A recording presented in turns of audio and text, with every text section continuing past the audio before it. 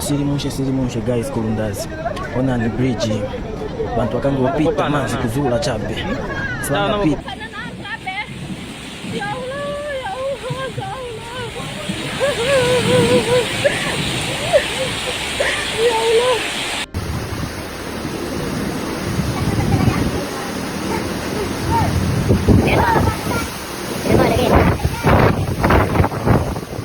In the Philippines, prolonged rainfall linked to the weakening circulation and residual moisture of tropical storm Agatha continues to drive widespread flooding, with the Bicol region remaining under sustained stress. Parts of Catanduanes, Camarines Sur, Albay, and Sorsogon are facing rising water levels as rivers and tributaries spill beyond capacity, pressing against homes, roads, and already strained local systems.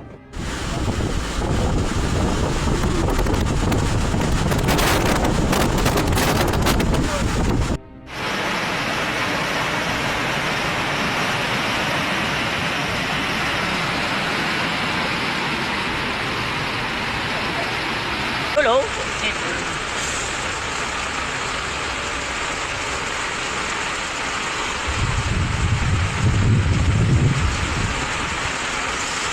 In municipalities such as Matnog in Sorsogon and elevated sections of Camarines Sur, oversaturated slopes have begun to fail. Fresh landslides have cut access routes and slowed response efforts. Disaster authorities caution that risk does not end when the storm weakens, as soaked ground and accumulated rainfall can still trigger sudden slope collapses without notice. Grabe mga kabisig oh, dito sa may nasa Reno. Grabe lubog ng ba dito sa sa power zone, sa BTC. Hindi na kayo makadaan kasi dito po yan sa Puro 4 Masarawag, Inubatan, Albay. Not passable po. Nahapit na sa ila. Sa izo, okay na? Maritime transport remains heavily disrupted. Updated advisories confirm that many seaports across affected regions are suspended, leaving thousands of passengers and cargo vehicles stranded. These disruptions translate directly into delayed relief. Medical supplies, food deliveries, and fuel remain unable to move toward island and coastal communities most in need.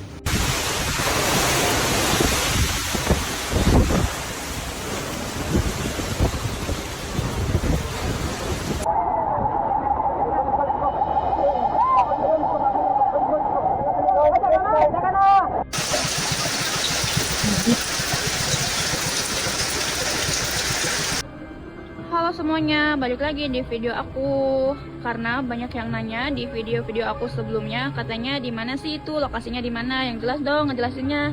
Oke, di sini aku jawab. Floodwater dominates inland neighborhoods. Rainfall overwhelms drainage systems within minutes, forcing water back through canals and storm outlets. Streets transform into flowing corridors of muddy water, carrying debris that erases curbs and road markings. Water depth rises rapidly, catching residents off guard and trapping those who wait too long. Sorry.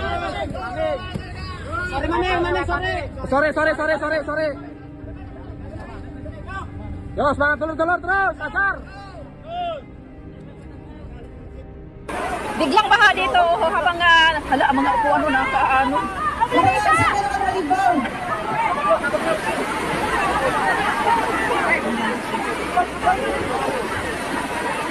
Low-lying communities flood from within. Water forces its way through doorways, floor seams, and drainage points, climbing steadily along walls. In phone-recorded footage, families lift children, documents, and essentials upward as furniture loosens and floats. Electrical outlets become dangerous contact points as water spreads through homes.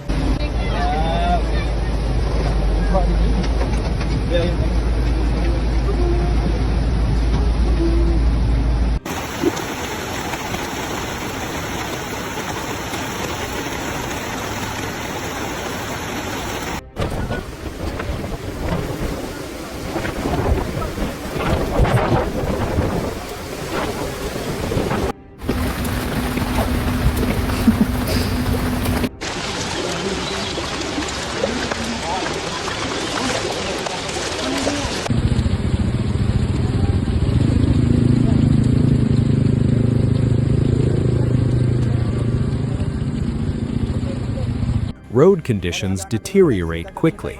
Vehicles stall mid-route, motorcycles lose balance, and intersections turn into concealed streams hiding open drains. Visibility drops sharply as rain intensifies, complicating rescue movement. In some streets, the current grows strong enough to knock people off their feet, forcing emergency teams to slow or halt operations.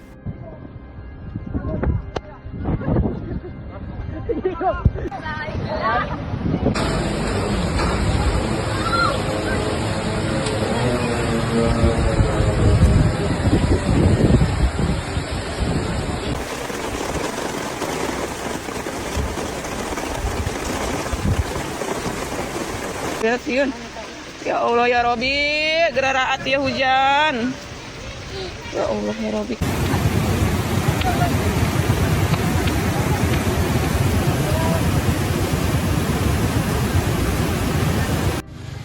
Local livelihoods absorb immediate damage. Markets and sari-sari stores are inundated.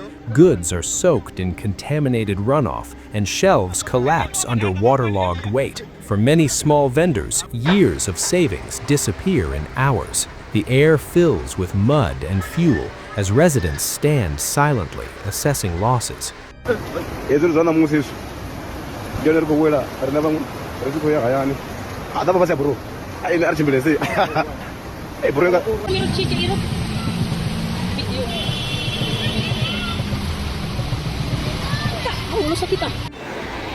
Waduh, waspada deh, banjir, meluap. Yang rumahnya di pinggir kali siap-siap.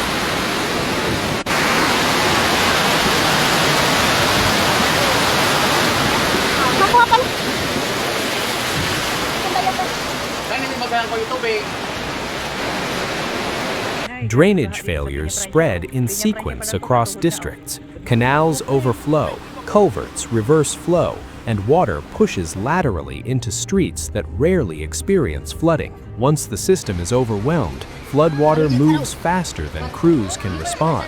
Cleanup remains impossible as rainfall continues feeding the cycle.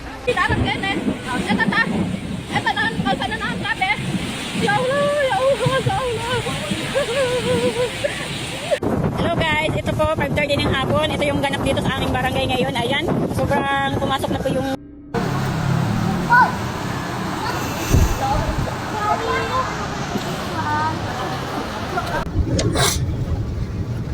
Diyan dapat ako.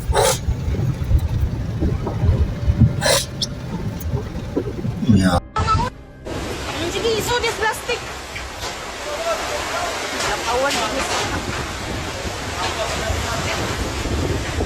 Creeks and rivers respond next. Upstream runoff funnels into narrow channels, causing rapid swelling and erasing riverbanks. Water lines creep toward homes as residents struggle to decide when evacuation becomes unavoidable. In some barangays, the first warning comes from sound rather than sight. When banks fail, water cuts unpredictable paths through communities. Ay, sakaya niya yun. Sakaya.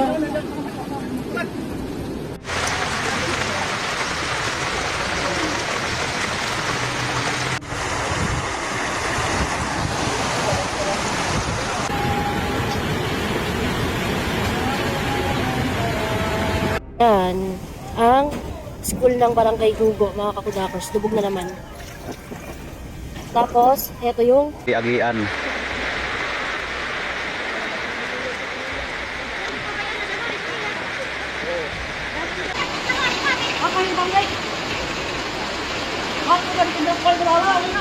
National Disaster Monitoring reports thousands of families affected across Bicol and nearby regions, with hundreds displaced and additional precautionary evacuations underway. Numbers continue to rise as field assessments expand. Each update signals another area entering crisis. Authorities urge early movement and warn against waiting for certainty. Mao ni karon mga Marcy, no? Mao ni ang sitwasyon karon, grabe gyapon kusuga sa ulan. Ug ang tubig dako na gid kaayo, grabe na gid namong pang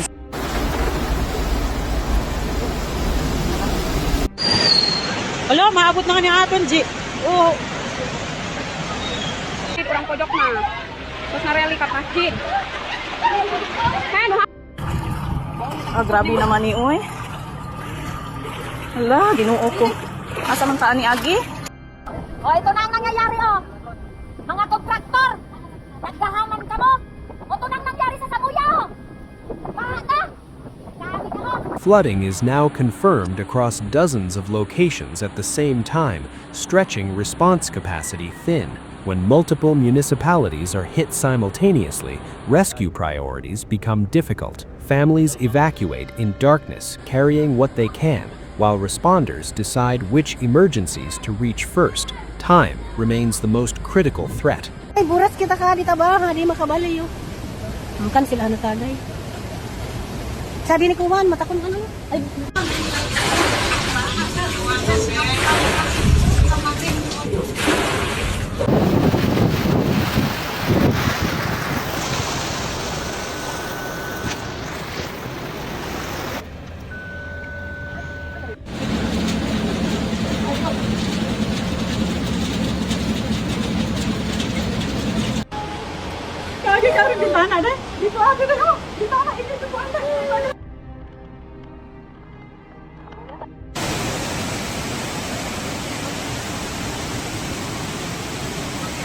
Damage to infrastructure becomes increasingly visible. Reports confirm numerous road sections and several bridge segments compromised, disrupting rescue access, medical transport, and supply movement. When routes fail, assistance slows. A single blocked road can mean a delayed evacuation or missed medical care. Ngayon sa Barangay Dampigan, Dolores. Yung mga nakurakot nila, din nila na. Kung makikita niyo, yung baha na kami ni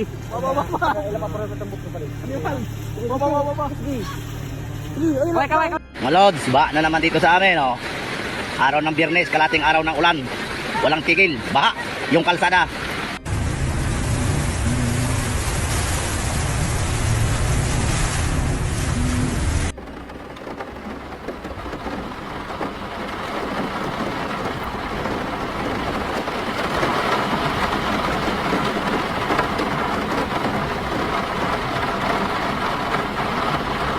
Bridges emerge as pressure points. Debris accumulates against railings, backing up water and increasing structural stress. One obstructed crossing can isolate entire neighborhoods within minutes. As connectivity breaks down, isolation amplifies fear and limits access to help.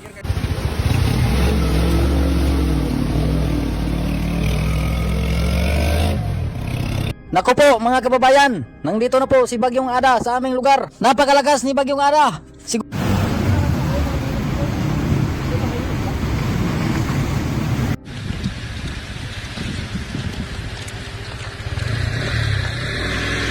Grabe.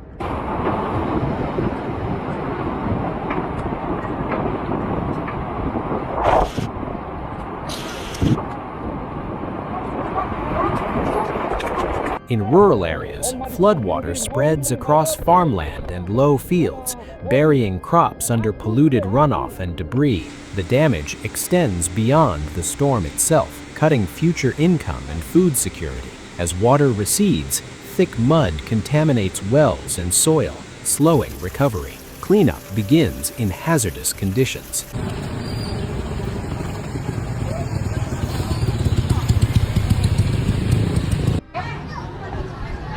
Lokasi terjadinya banjir akibat hujan deras semalaman. ayan po ngayon ang Barangay Hall.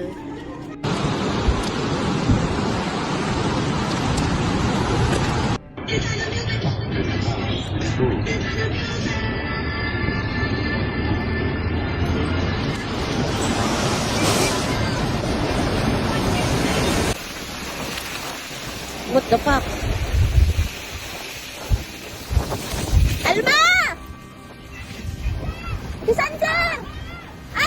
Coastal hazards remain active alongside inland flooding. Weather authorities, including Pagasa, continue to warn of ongoing storm surge risk in exposed coastal zones, where elevated seas combine with river discharge. Residents are urged to avoid shorelines, river mouths, and seawalls.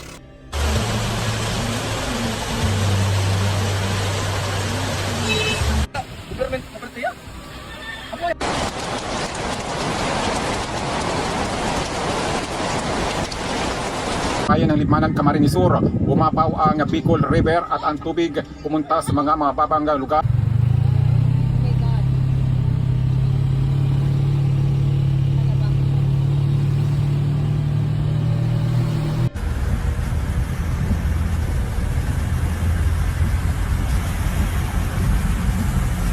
The aftermath remains dangerous. Saturated hillsides can fail again, and landslides may block waterways, worsening downstream flooding. Officials emphasize that danger often peaks after rainfall slows. Roads, slopes, and rivers remain unstable. The storm may weaken, but the hazards it leaves behind can persist for days.